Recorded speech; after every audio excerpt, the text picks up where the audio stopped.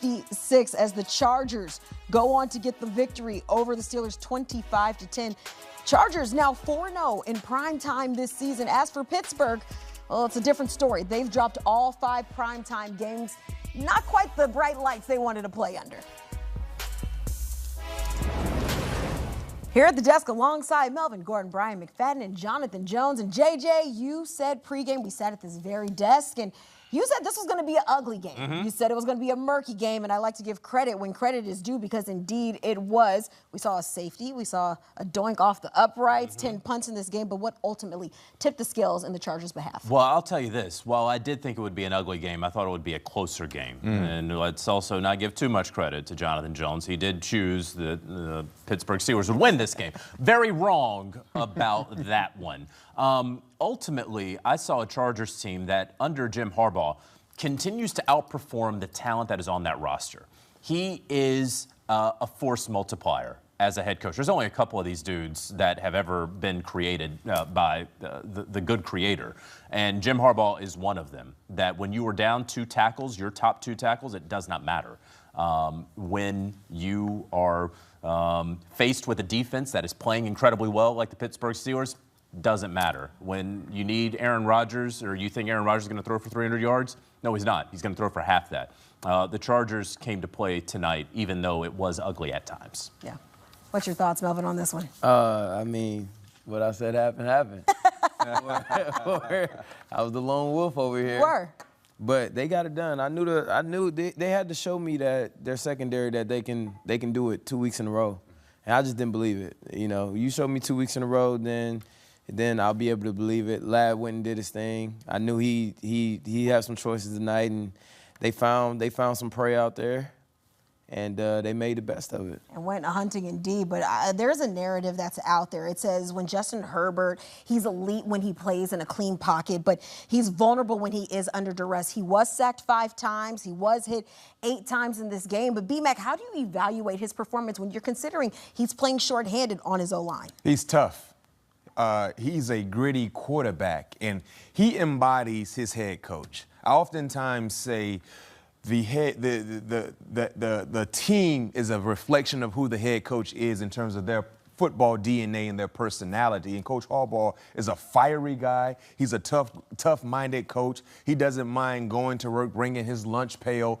And his players embody that same football DNA. And that's what we saw because, yes, Kiana, they beat up Justin Fields. They touched him up. They sacked him.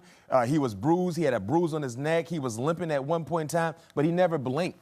He kept running into that smoke and looking for whatever it was he needed to deliver, and he delivered the goods. And that's why this is a team, to JJ's point, when you feel like they don't have enough in terms of talent, they have enough. Yeah.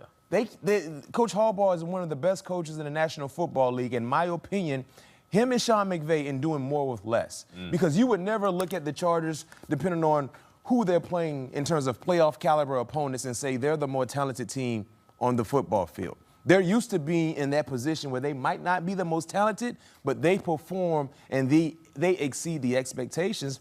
And that's why they were able to out-Steeler the Pittsburgh Steelers in tonight's matchup. So with that being said, JJ, would you say that maybe the Chargers are being undervalued when you look at these teams in the AFC? I don't know, because what we do still have is a taste in our mouths from that horrific playoff loss last year.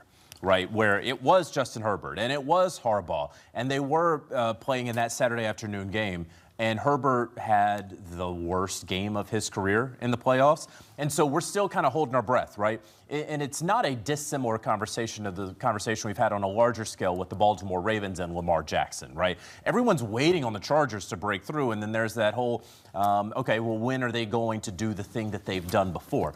This is a team that, again, is outperforming. When you consider that Amarion Hampton isn't out there and they're on Vidal, when you consider that they're down 2 very good offensive tackles, and to your point about, if Justin Herbert can't stay clean, they're going to struggle. They have not struggled with their backups.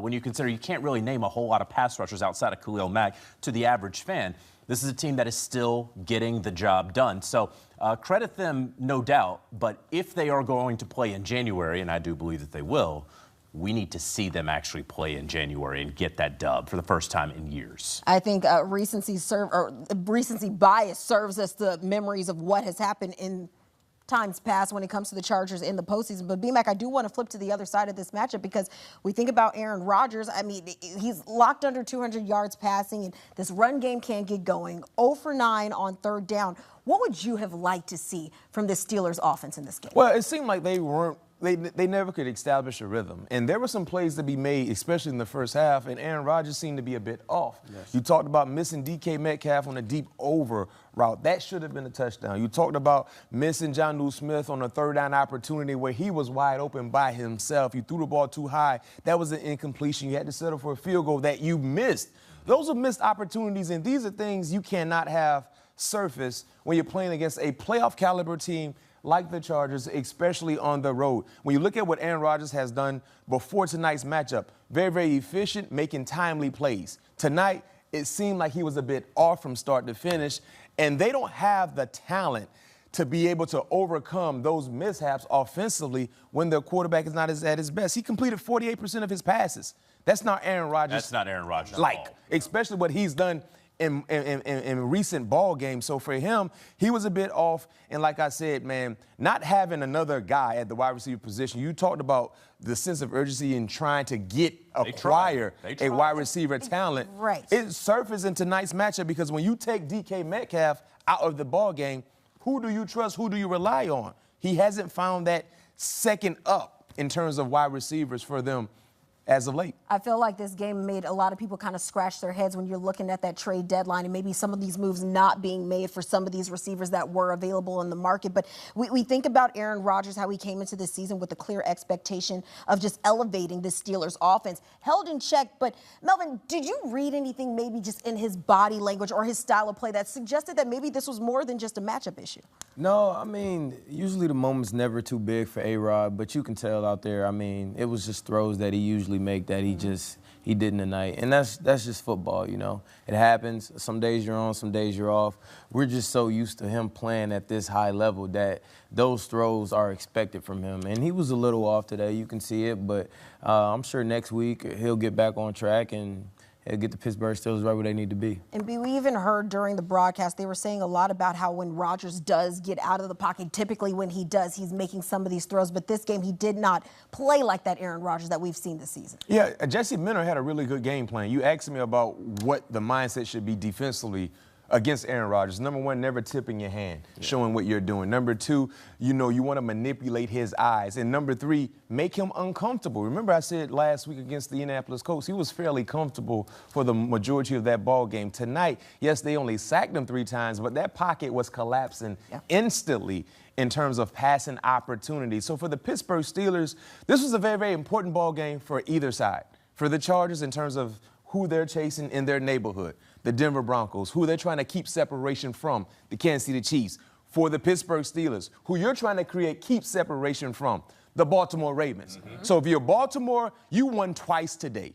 You took care of your business against the Minnesota Vikings, and the Pittsburgh Steelers lost. So now you're 1 game behind the Pittsburgh Steelers, which is a weird thing to say when you look at Baltimore weeks ago being 1-5. 1-5. Yeah.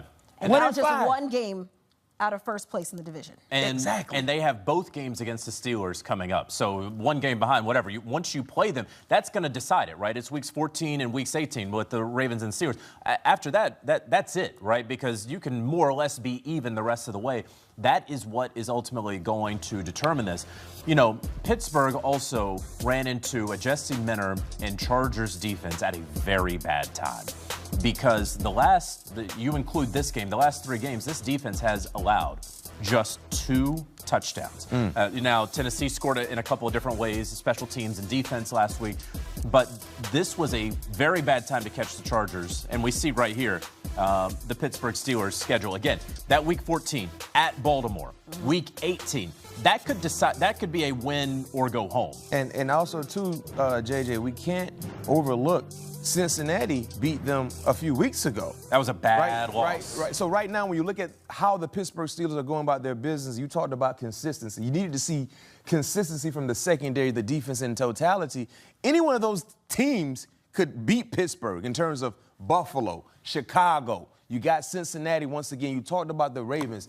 It's a very, very difficult task the rest of the way in terms of knowing the room for error is at its bare minimum. It's very interesting. We don't have that conversation of winners and losers, but you make a really good point. This is a double win for the Baltimore Ravens. But really briefly, before we wrap this up, Melvin, I got to come to you because we did see some history etched in the Chargers records book with Keenan Allen getting that receptions record. You were saying, as was happening, you're saying, that's my guy, that's my guy. What kind of teammate, what kind of guy is Keenan Allen, especially acquiring this? I mean, Keenan was always a great teammate, man. He's a competitor at the end of the day. He wants to win. I love his trash talking out there. But he's a boat, and he'll forever be in history. And 956 receptions, I mean, Keenan, shout out, brother. You deserve that. Congrats, bro. Keep adding to it, my dog. And only way to exclamate that is to finish it up with a win over the Steelers. Chargers gaining some ground. Sorry, B-Man. Gaining some ground there in the AFC West race, but also in the AFC. Fellas, appreciate that insight right there. But taking a deeper look into this Chargers team, they've been shining when the lights are bright. 4-0 this season.